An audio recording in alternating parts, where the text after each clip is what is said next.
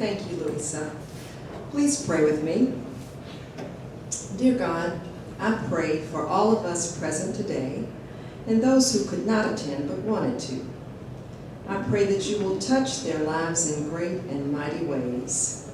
Please draw them closer to you and provide comfort on difficult days, smiles when sadness intrudes, rainbows to follow the clouds, laughter to kiss their lips, sunsets to warm their hearts, gentle hugs when spirits sag, friendships to brighten their being, beauty for their eyes to see, confidence for when they doubt, faith so that they can believe, courage to know themselves, patience to accept the truth, and love to complete their lives. Please bless the food and those who prepared it for us today.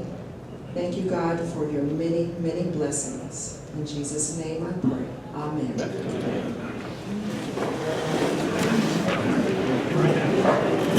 Thank you, Catherine.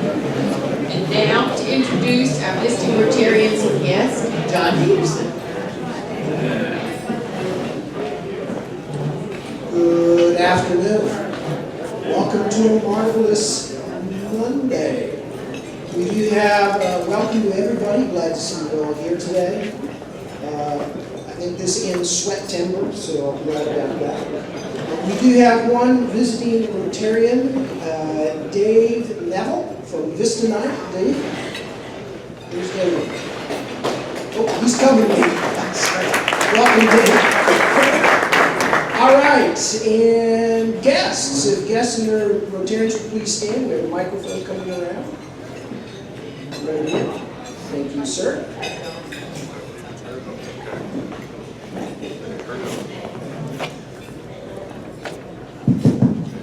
I'm Rex Wilson. I'd like to introduce as my guest my son Reg. He's with CPI Security. He and Luke Keckley, although I understand Luke gets paid more.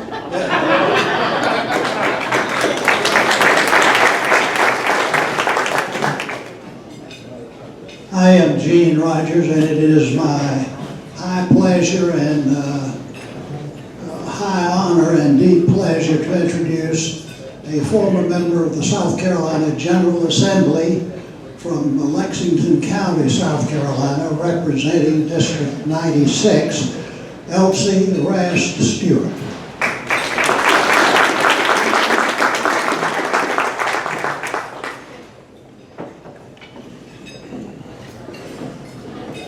Ann Walker. I'm so glad to have Gary Maynard with me. Gary is a former Commissioner of Corrections, not only in South Carolina, but in 3 other states, and also the former Adjutant General for the National Guard in Oklahoma, and he and his wife have moved to Lexington.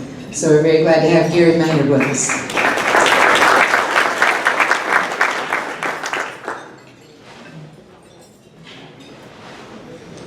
Hi, my name is Glenn Matthews, and my guest today is actually a guest of Tom Counts. He works with him over at South State Bank to introduce Ben Tackett.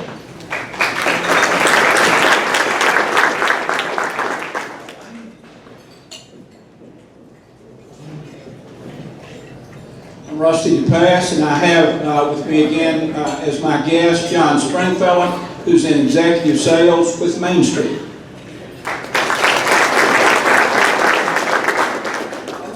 All right, did we miss anybody? All right, thank you. Have a great Monday.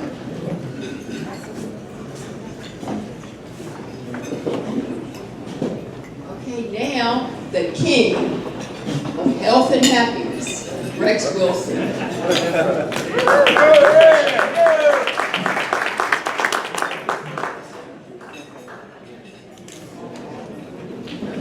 I apologize for taking so long getting up here, but I'm 70 years old. Happy birthday.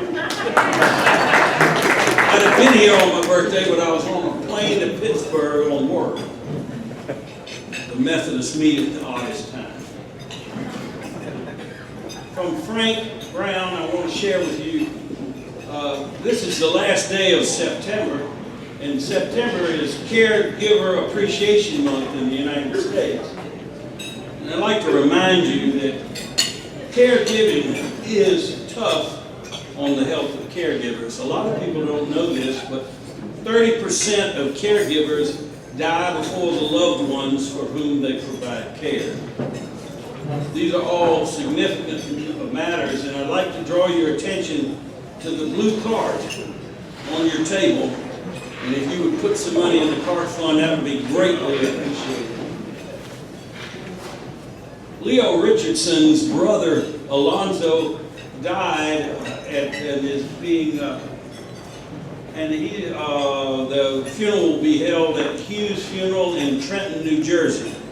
Well, most of you won't be able to make that trip. All of you can remember Leo in your prayers. Now I'm going to try something a little different. I'm very familiar with my brother Bubba, but I got a cousin, Leroy, and Leroy lives in the foothills of the Great Smoky Mountains. And I do the language and voices, but not as well as my son, Reg. So I should invite him up here, but he significantly said no. So that's it. I'll have to do it. And I'll go for the twang, but everything I do in the way of doing another accent always turns out to be a gullah, a Geechee for some of you. See, cousin Leroy, he lives up there in Soggy Bottom, Tennessee. It's so little, in fact, both city limit signs are on the same post. He's into it now. There aren't enough people in Soggy Bottom to have a town drunk, so we all take turns. We getting you now. Leroy takes Maybelline, his wife, everywhere he goes. That way he says he don't have to kiss her goodbye. Now, I'm not saying that's a good thing. That's just Leroy talking. Although he'll admit that Maybelline is a good woman, always claims to love her dearly, but in the next breath he'll say she's ugly. He told me he took her on a vacation to the coast. They went down to the beach about 2 o'clock in the afternoon. The tide went out and it wouldn't come back. Probably said I shouldn't use that. But she okayed this one. Since that vacation trip, Leroy's had trouble buying gifts for her. He just can't seem to find what she really wants. But last year for her birthday, he bought her a lot at the graveyard.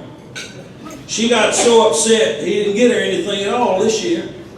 And then a few days after her birthday, she asked him just as sweet as she could, "Leroy, do you remember that I had a birthday last week?" He said, "Well, yeah." "Then why didn't you get me a present?" "Because you ain't used last year's present yet."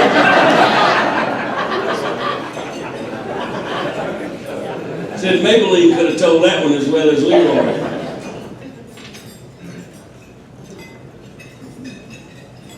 Later on, after the incident, he said to me, "I don't think I'd ever see that woman again." But a few days later, I was able to get my left eye open just a little bit.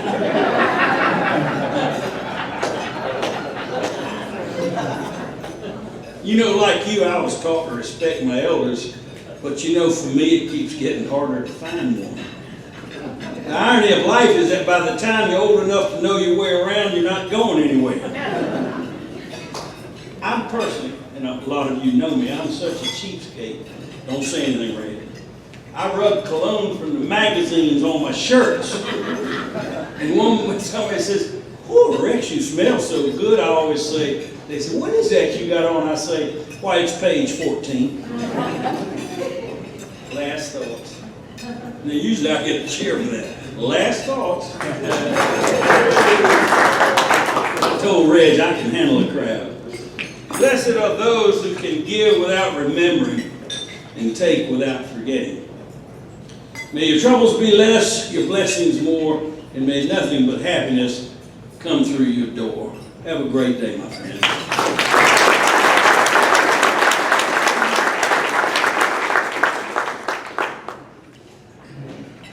Thank you, Rex. Okay, just a few announcements from me. December 7th, I want you to mark your calendars. It's a Saturday morning here at Siegel's. Probably 8:30 to 11. We haven't set the time definitely, but it's our food packaging day. And this year, we're going to benefit the children and families in Richmond School District 1. There'll be sign-up sheets available starting next week out front. That's what I forgot to tell Brad when it came out. But we'll have them available for you to sign up. And it was so much fun and lots of camaraderie last year. But when I think about those young people's faces that go to school hungry or come home and go to bed hungry, it just makes me more motivated to make even more packages available. So I'm hoping for lots of support from all of you, and we'll fill you in on details as they come in. Thanks. But December 7th, here, Saturday. December 16th, we're going to have some fun. We're having a social at the Lace House. So mark your calendars for that too, and again, details to follow. Lastly, the board will meet right after this meeting. So now, I'm going to turn it over to Cynthia, who's got some updates on polio and the literacy program.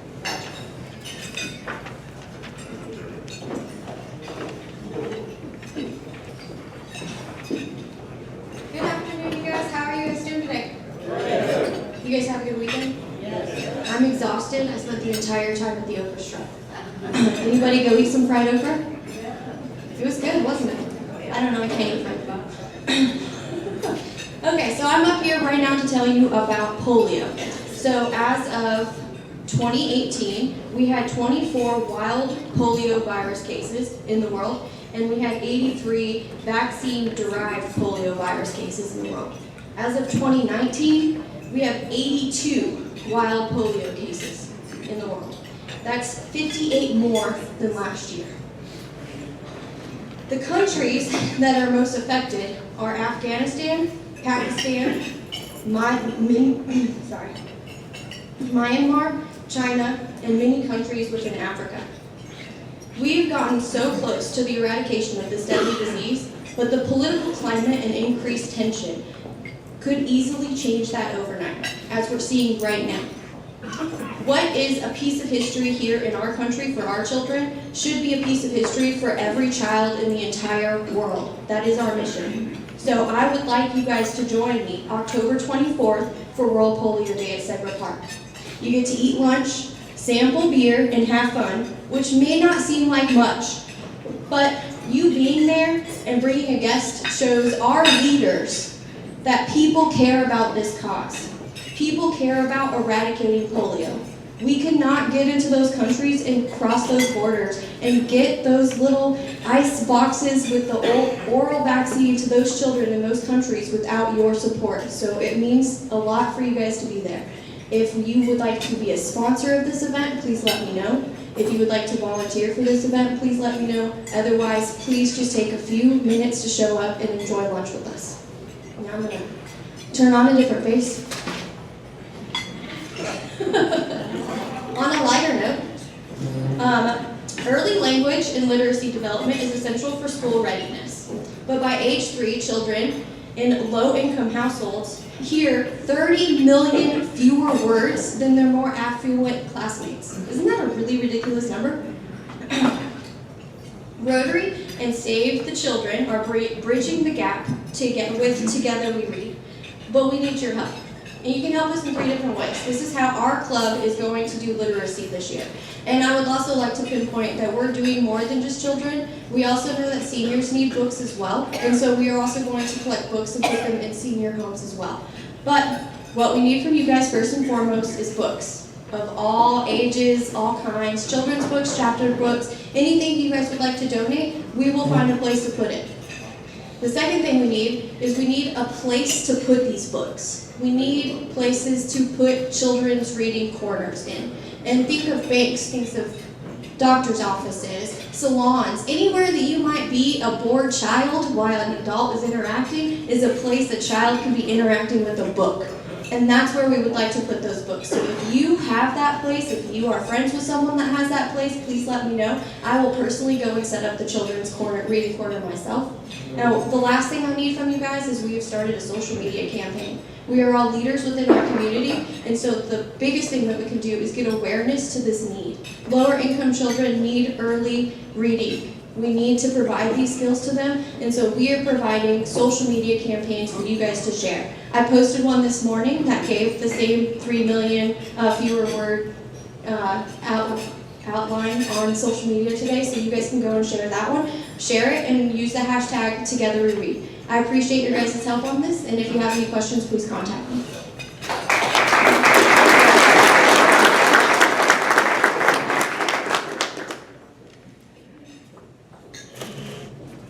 Well, thank you, Cynthia. And now, to introduce our speaker, Andrew Clarkson. Thank you, President Louisa. Today I have the distinct honor to introduce Matthew Martin. Matt Martin is a regional executive for the Federal Reserve Bank of Richmond. He's based in the Charlotte office, where he leads the bank's outreach efforts across North Carolina and South Carolina. As part of the nation's central bank, the Richmond Fed supports the monetary policy process by engaging business, banking, and community leaders throughout the district to gain a real-time understanding of the state of the economy and the challenges facing the community. As a regional executive, Matt has a responsibility for these efforts across two-state area through a range of activities, including a regional board of directors, industry roundtables, speaking engagements, and other undertakings. Matt joined the Richmond Fed as a regional economist in 2006 and was promoted into his current role in 2009. Prior to joining the bank, he worked as a senior economist for Moody's Analytics and as an analyst for the Congressional Budget Office. He also spent time as a faculty member at Kent State University, where he taught macroeconomics, money and banking, and economic history. Matt is active in the community, having served as past chair of the board of Community Link, which is a housing nonprofit where he continues to serve on the Strategic Planning Committee. He also serves as a board member for Veterans Bridge Home, an organization that helps veterans transition to civilian life. He also is a board member for the North Carolina Council of Economic Education and the Belk School of Business Advisory Board for the University of North Carolina, Charlotte. And he recently served as a member of the Charlotte-Mecklenburg Opportunity Task Force. A Pennsylvania native, Matt has a bachelor's degree in economics from the U.S. Military Academy at West Point and a doctorate in economics from the University of Delaware, which he earned after completing his military service. It's my honor to introduce Dr. Matthew Martin.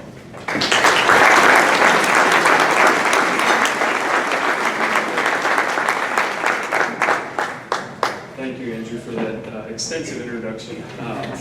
It's a pleasure to be here with you. There was a lot to get distracted on when you come to a Rotary meeting. You guys do a lot of good work. Two quick things, and Jim Morris will probably have these same tendencies. When we sing the national, that's not the stage. All right, well, that's why you were holding it. Now I know. Yeah. All right, well, we'll see what happens here. Maybe I can just do this. Can you still hear me? Yeah. Where I come from, when we sing the national anthem, there's this innate tendency at the end of it to yell Navy. So apologies to any Navy vets and those with family in the Navy. It's just the way we roll. And I understand you had General Kasdan here a couple of weeks ago, so if you bring him back, maybe you can do that for him. Make him feel a little more welcome. The other thing is this 30 million word effort. We across the Federal Reserve System, certainly with the Richmond Fed, one of the things we've been strong advocates for is early childhood education.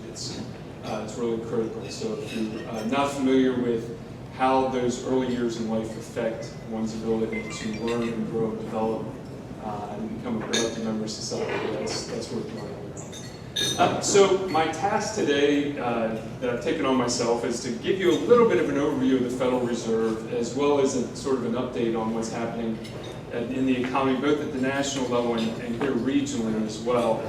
And along the way, give you a little more insight into the work we do that's relevant to this region. And I'm going to go through this fairly rapidly and try and leave time for questions. I know how Rotaries work, that by 1:30 you will all be leaving, so we'll try to wrap up before that to allow a little time for questions. And what I like about explaining who we are and what we do is you can't do it without talking about history. And I am at heart an economic historian, And I could do a whole talk on just the history of the Fed.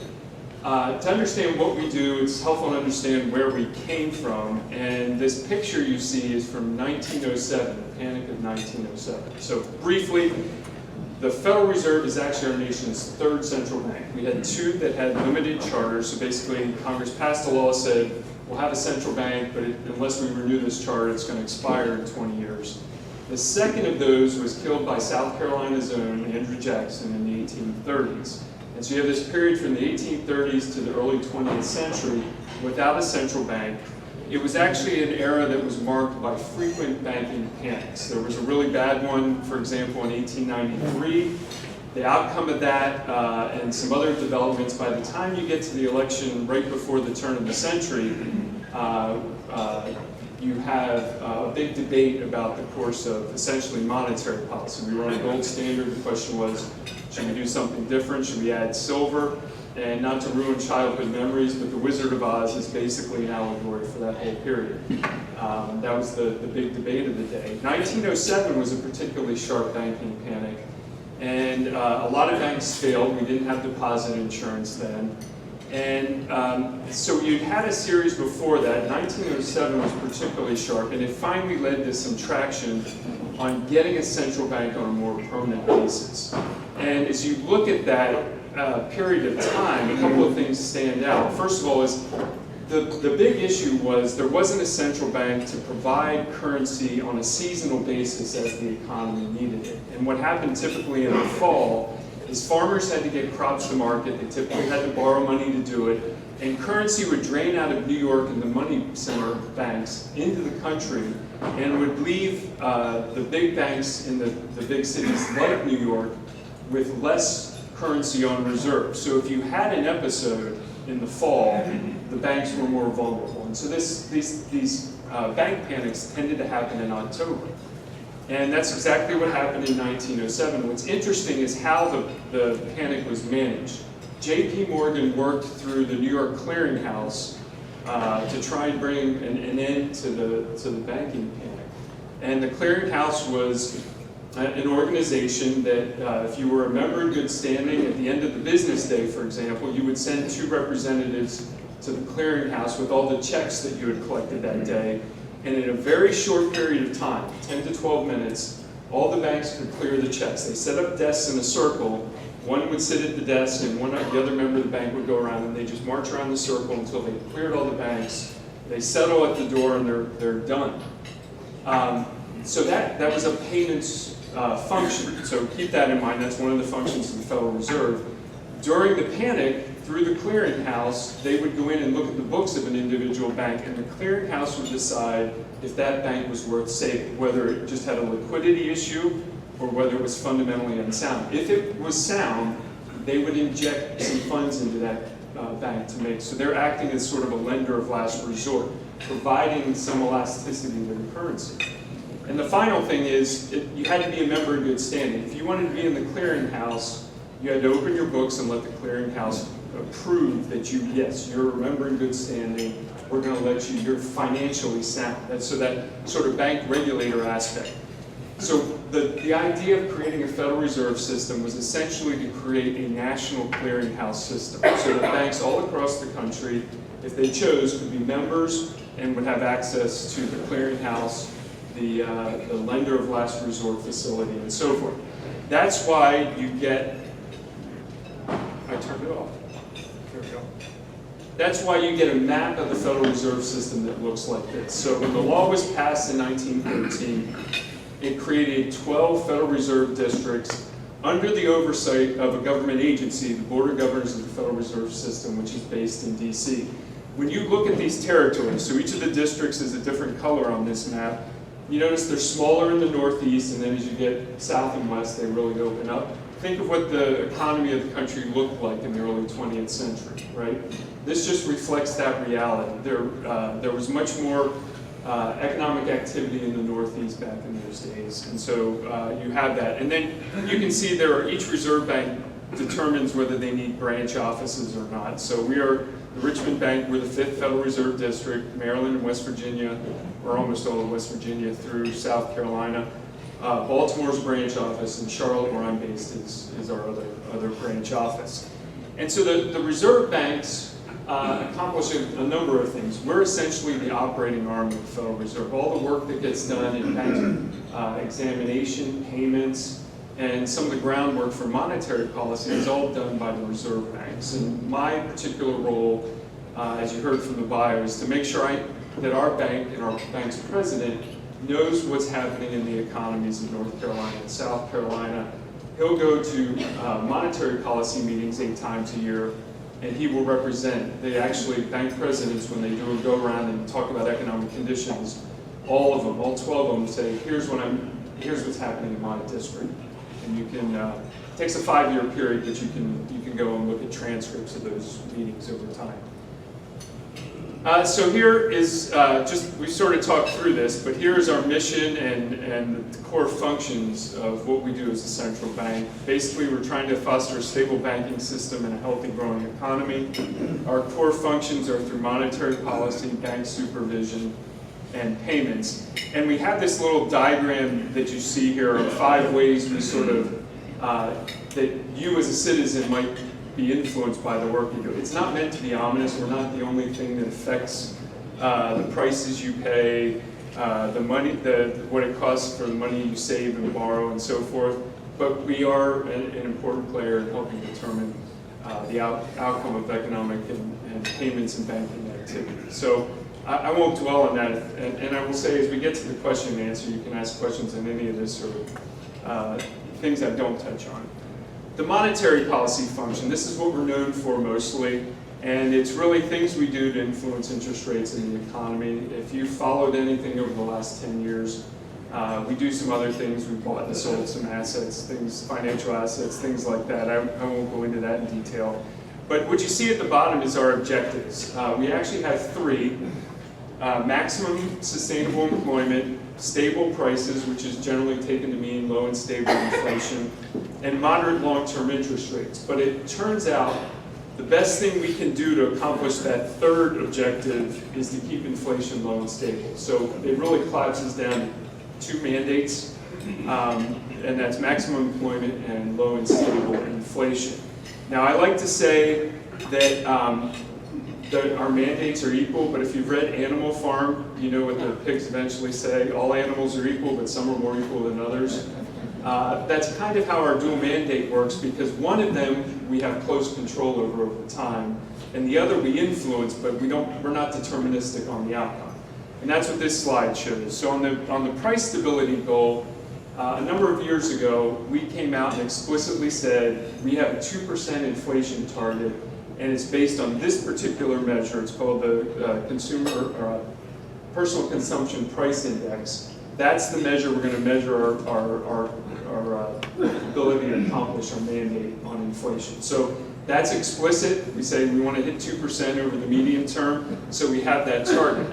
On employment, we recognize, as economists have long recognized, employment is determined by factors outside monetary policy. There's lots else that happens. So we don't have a fixed employment goal when it comes to employment. So how are we doing? At the national level right now, we're doing pretty well on both sides of our mandate. We are pretty close to maximum employment by anybody's definition. Nationally, the unemployment rate is below 4%. It's about 3.2 in the state.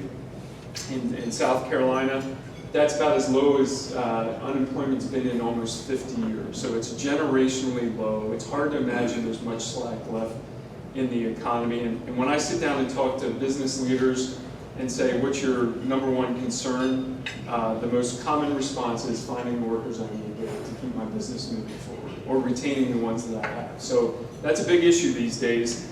On the inflation front, inflation's been running a little soft relative to our 2% target for a number of years.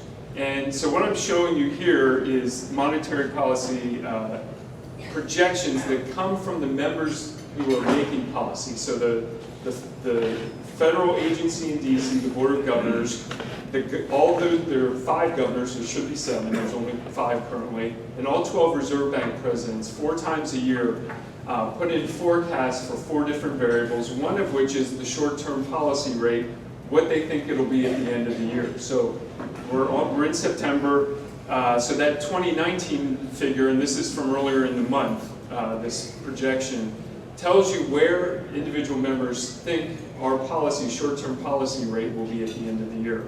Right now it's in a range between 1.75 and 2%, and that's the median for that 2019 figure, but you'll notice there's a lot of dots just below that, so a lot of members think there's going to be another quarter-point rate cut before the year's over. Now compare that to that far right column, that says the longer run. The way you should interpret that is each individual member of the Open Market Committee is telling you what they think the neutral rate is. That is the rate that doesn't stimulate the economy or doesn't slow it down. And that figure clearly is centered on 2.5%. If I were to take this projection from 4 or 5 years ago, the median, the middle part, would be up closer to 4%. So this is one of the big changes in recent years, is that FOMC members and the economics profession more generally thinks that the neutral rate, what we call R star, has dropped considerably from something closer to 4% down to something closer to 2.5%. If you take out our 2% inflation target, that's a real interest rate of just 0.5%. Okay, so why are we now, so if our current target is below that 2.5%, why is that? If you read the statement from the last meeting, they cite 2 things. One, inflation's running under our 2% target and has been, so that's one concern. The other is trade and international growth. So international growth in Europe and China and some other places has slowed considerably. Germany, for example, is either on or on the verge of a recession. And the concerns on the impact of trade disputes weigh on that as well. So there's some concern there. And then briefly going through our other parts of our mandate, bank supervision, the point I'll make here, the Board of Governors, which is the federal agency part, they set policy for examining banks. So if I'm not on the bank exam side, but if I were, that's kind of a little bit of a protector, right? So our bank examiners in the Federal Reserve Bank of Richmond can always say, well, we're just carrying out the policy that the Board of Governors sets. We don't set policy, we're just executing. I know we've got probably a couple of bankers in the house. So we've got a South State banker here. I'll just mention Robert Hill, their CEO, is on our Richmond board right now. And so that's important. Now, a couple of things. When you look at the portfolio we have in our district, the middle bullets there, there are, I'm going to forget the exact number, there are probably 300 plus banks in our district. 57 of them are member banks. Most of those are in Virginia. I think we have 4 or 5 in North Carolina, none in South Carolina. So if you are a state chartered bank, meaning the bank has their charter from the state regulatory agency, you can choose to be a member of the Federal Reserve or not. And for whatever reason, in the Carolinas, we just don't have that many. But if a bank has a holding company, so if there's a bank and then above that there's a corporate structure, we always regulate the holding company, and of course we work with other regulators who are involved as well. So it's kind of a patchwork of examiners. And then you can see at the bottom, we're looking for safety and soundness, quality of management, some other things, including compliance with consumer laws and regulations. Payments are always a little more interesting to folks. We're involved in cash. We have a pretty large cash operation in Charlotte. I think there are 28 cash operations across the country where we process currency. We're looking for fitness. We're looking for making sure they aren't counterfeits. So banks will send us money, we process it, and then they order money to fill ATMs and for other purposes. So we're involved in that. Checks, I'm going to come back to that in a second. Electronic payments. So if you use automated clearinghouse or FedWire, that's wire payments. We're involved in those. There are private sector providers for each of those, so we're not the only one doing that. Services to the U.S. economy or U.S. Treasury. And then just announced a couple months ago, the Fed is going to start working on a real-time payment solution.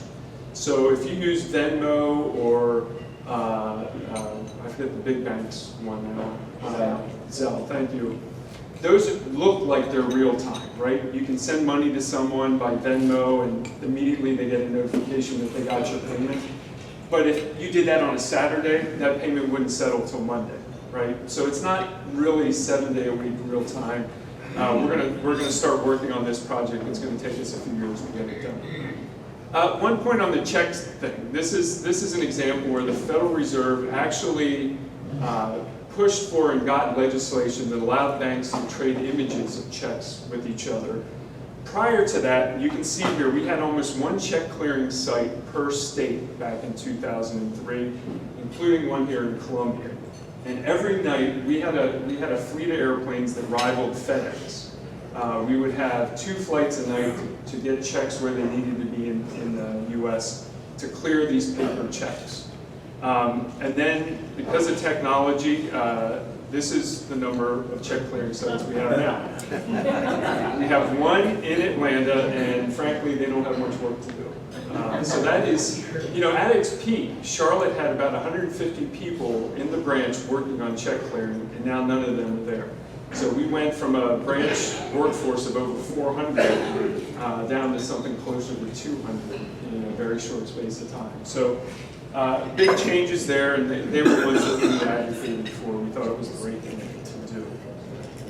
Now I'll just say a word on cash processing. This is for our whole district. These numbers are a little old, but cash usage is either sort of flat or maybe trending down just a little bit. It had been growing in recent years, but so far this year, it's down a little bit. So a bundle is 1,000 bills, whatever the denomination, and we intake 11,000 of those a day and pay out 12,000, so over time we're putting more currency into circulation. You can see that we find 40 to 50 counterfeits on average a day. And when you break down in our district, the Charlotte operation being the largest, processes more currency than both our Richmond and Baltimore combined. So we're sort of the big fish in the pond for our district in Charlotte.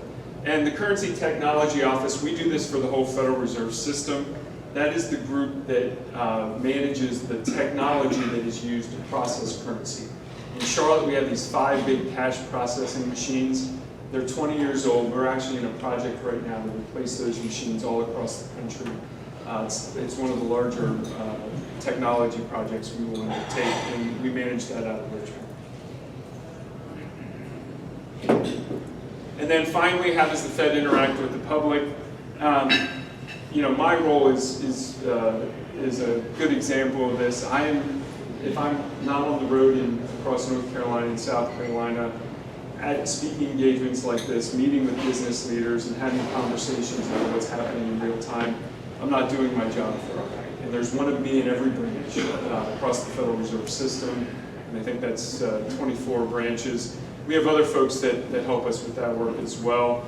And then we have regular touch points through councils, boards of directors, and the like. I'd also note we have some other groups that interact. Jim Morris knows we have an economic education group that works with the state councils on economic education to help teachers learn how to teach economics and personal finance. So we're pretty heavily engaged in that. And we also have a community development group that works particularly with the issues around low and moderate income communities. That work has its history in the Community Reinvestment, which is a 1970s law that provides some guidance on banks on how to interact with lower income communities. All right, briefly then, a couple of comments on what's happening in the regional economy. This is a map of our district. Actually, our district plus that northern panhandle of West Virginia is actually in the Cleveland district, but it's part of West Virginia, so we've got the whole state represented here. This is county level unemployment rates as of July. And the lighter the color, the lower the unemployment rate. South Carolina has an unemployment rate of 3.2%. That's below, I think 4 or 5 tenths below the national rate. And you can see, I think Columbia is marked there in the middle. You're in that lowest category with a very low unemployment rate. You might notice, maybe you're not concerned, but North Carolina looks a little darker.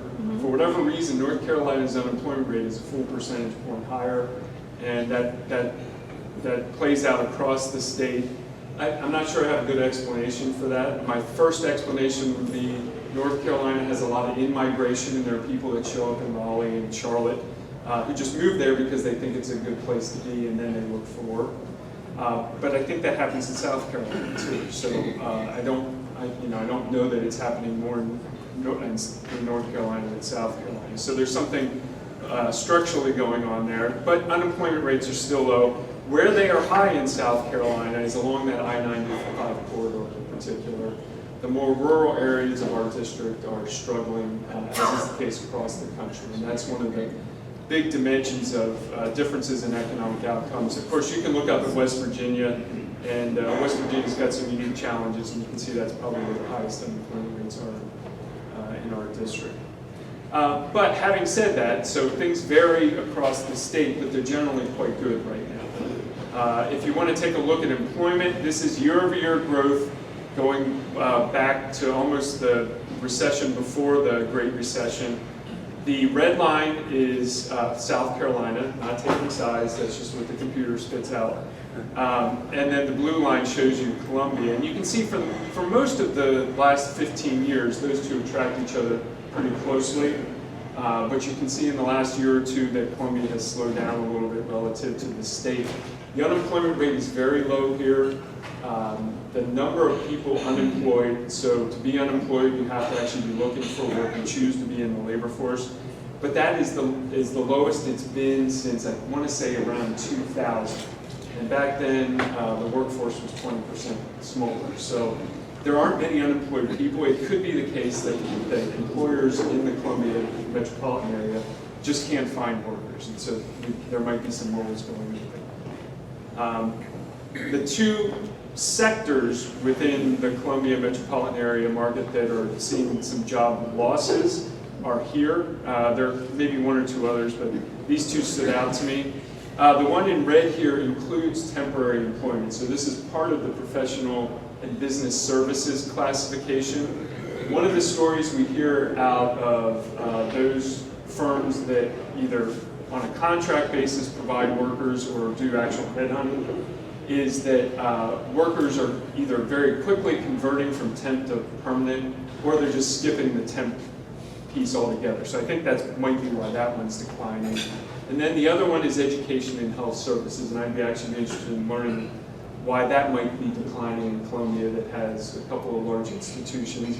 Maybe, I don't know this, I know you've had some consolidation in hospital systems, maybe that's having an employment effect here in the near term.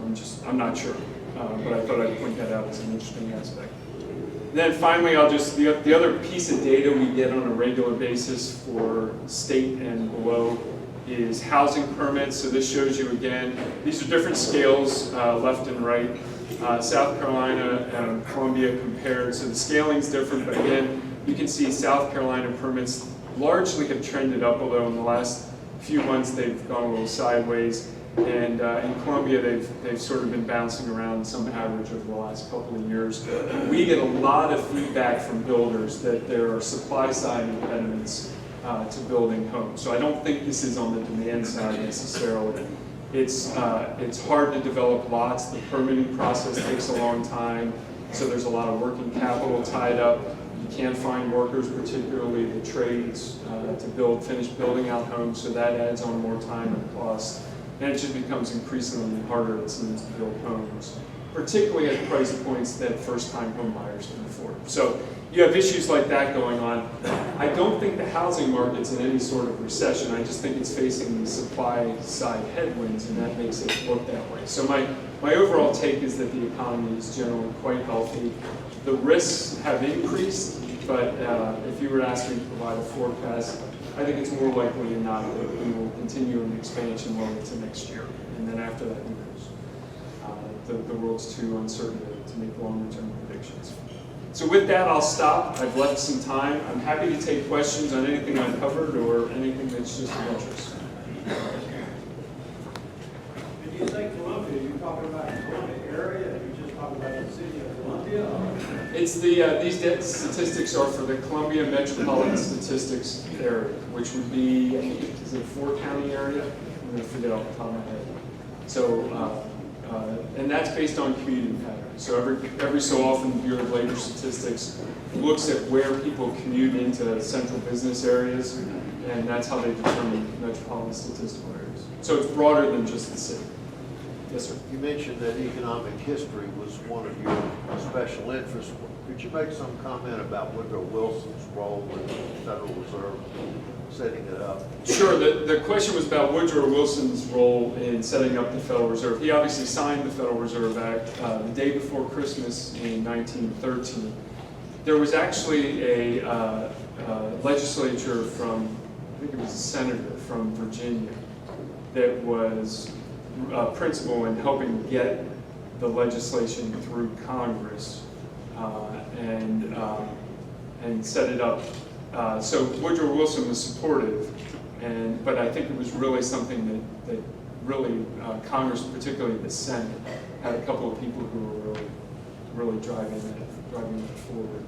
I could go into a lot more detail about that. There's this famous meeting down in one of the islands off of Georgia coast where they sort of sketched this out, and that's led to some, frankly, kind of weird conspiracy theories about how the Federal Reserve was started. But there was clearly an issue that needed to be solved, and Congressman Woodrow Wilson was supportive. Yes, sir. Well, after that response, I'm very impressed with your knowledge of history. Are you prohibited from providing personal financial advice to individuals like myself? I would suggest you probably have better people in the room to do that than I know. I'm not so sure after that. I don't know that I'm prohibited. I don't feel qualified, so it's hard enough to manage my own. More qualified.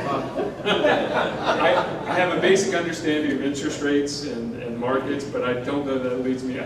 Economists tend to believe in efficient markets. I've got a lot of my own retirement funds in an S&P 500 index fund. So just because I don't feel qualified to make any judgment calls.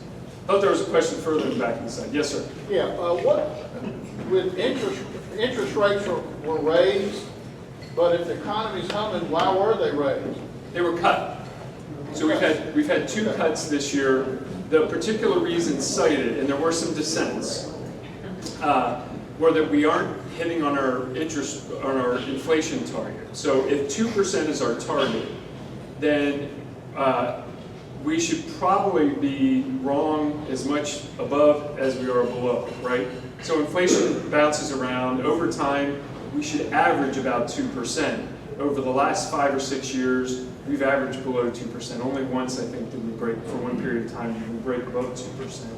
And so some members of the Federal Open Market Committee said, we're not really hitting on our target, so we should try to move toward that 2%. I would note there's also some concern out there, and you hear this from some of the Reserve Bank presidents and others in their speeches. Japan is caught in this cycle of like 1% deflation every year, and I'll just shortchange that discussion saying we don't want to go there. And you run this risk that if inflation keeps ratcheting downward, that at some point you flip from something that's really low inflation on the positive side to something that's lower than negative. And we don't want to get there. The other one that was cited was slowing international growth and the risk because of trade. That was the other reason cited. Yes, so I'll work my way back over now. Is the Fed concerned about underemployment? I mean, it's great that we have the unemployment rate where it is right now, but wages are low, people don't have benefit packages like they used to, some live in hand-to-mouth, that kind of a thing. Is that a concern as we're looking at the bigger picture? Yeah, this is a good question. So part of this is a question about how do you measure slack in the labor market, and at 3.7% unemployment, is there still any slack left? And clearly there are pockets. So to be counted as unemployed, there's an extensive survey that Bureau of Labor Statistics does. They go through a lot of questions. But basically you have to be either working or looking for work to be counted in the labor force. Do we have people that are still on the sidelines that we're not counting? Probably. But there are probably some real important structural issues. So we know that in some places in particular that opioids are keeping some people on the sideline and maybe some other drug activity. And when I talk to employers, they will often say, yeah, we'll get some people that apply for a job, but by the time we put them through screenings, including drug tests, we've eliminated almost all of our candidates. So there's that piece. Ideally, you get those people working, but that's far beyond the scope of monetary policy to try to sort out. And I think there are some other related issues that come in as well. What I will say is during periods like this are probably the best opportunities we have to get those who are only marginally attached to the labor force, who sort of flit in and out of work, to get them more permanently attached. So if you could find a way to get those who are on the fringes of the labor market to get in solidly and get jobs now, that attachment tends to persist over time. And you can actually solve some of your longer term unemployment, even if a recession comes down the road a little bit.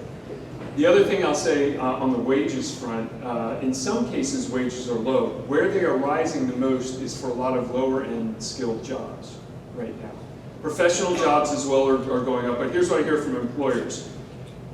Yeah, we have to pay more to get the accountant or banker or whatever it is, and we have an opening, but I'm not going to compromise on quality, so if I don't find what I need, I just leave the job open and make do. Whereas at the lower end, if it's a service, think restaurants, hospitality industry, they got to have that person. So there are places like Asheville where wages at the lower end have jumped, say, 10-20% in the last year, and they still can't find workers. So wages are rising, but they're not rising universally yet, but that's something we're watching, because if you've got an acceleration in wage growth, then you're worried that eventually the prices firms charge would increase as well, and you get some inflation. We're going to go to this gentleman, then here, and then I'll come back to you. What's your thoughts on Apple coming out with their new credit card versus Visa, MasterCard, American Express? Yeah, I am not a payments expert, but as I understand it, that just settles through existing systems. So they're not creating a new payment system. They're just putting a different front end onto existing, which is the same thing that Zelle and Venmo do as well. So there's nothing radically new in any of these. It's just really the convenience factor that comes in. There was one of them. Yes, sir. Do you view the emergence of cryptocurrency as a completely competitive tool versus cash, or do you think it is actually a complementary tool? I should have put a disclaimer out there, sir. These are the views of Matt Martin, not my colleagues or anyone else in the Federal Reserve System. That's going to be especially true on this one. I think of cryptocurrencies as equivalent to trading in sort of non-developed country currencies. And I don't want to speculate in currency markets, period, let alone in the currency markets of less developed economies. And that's what it feels like to me, that you're taking on a lot of what I would call exchange rate risk to use cryptocurrency. I don't know what the future holds for them, but it seems right now, I guess as a form of payment, it's a substitute for cash. Maybe in some cases a complement, but holding it as a store of value presents, for me personally, a lot of problems. And really, if the Fed were to have their own cryptocurrency, would you, like their own regulated one, do you think it would change that? It might, but as I think the last time that one of the chairs of the Federal Reserve System had spoken on this, they had said we weren't looking at it. So it doesn't look like it's imminent. There are other central banks around the world that are more experimenting, so we might be able to watch and see how those play out. I think there was, yes, sir? With greater and greater deficits and greater and greater debt and global printing more money, why does that have any effect on inflation? Yeah, it's a good question. So we're not really printing any more money at this point. So if you look what economists call near money or the monetary base is the liabilities of our balance sheet, which is currency and circulation and bank reserves. That has actually been shrinking. We've been allowing our balance sheet to shrink, and the quantity of bank reserves has actually gotten smaller in the last 3 or 4 years. We've sort of cut that off now and stopped that process, and if you've heard in the last couple of weeks, there's been some issues with overnight funding markets, a shortage of funds being put into the repo market. That suggests that we're sort of at this point where we probably want to stabilize reserves. But the debt question is a good one. We have a large and growing federal debt. If a central bank monetizes that debt by printing, you get inflation a la an economy like Argentina right now. So we're not monetizing the debt, so that's why it's not bleeding over to inflation. I would just say as a last comment, I know we're out of time, but we haven't solved our long-term fiscal situation, and it's somewhere along the line, we've got to make some progress on that. What's helping now is that interest rates are really low, so the financing of our nation's debt is pretty low, but there's no guarantee that it will stay that way. This will have to be the last one too. Do you miss teaching, or do you enjoy this job more? I miss teaching. At heart, I feel like I am a teacher, but I'll do that in my retirement. I'll go back to teaching somewhere along the way. Thank you all very much.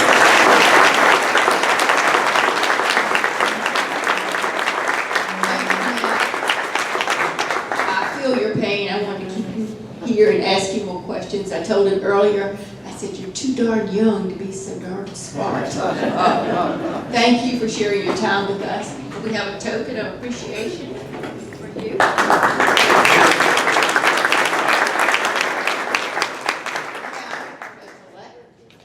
Next week, we have our Rotary District Governor, Johnny Moore, coming to address the club.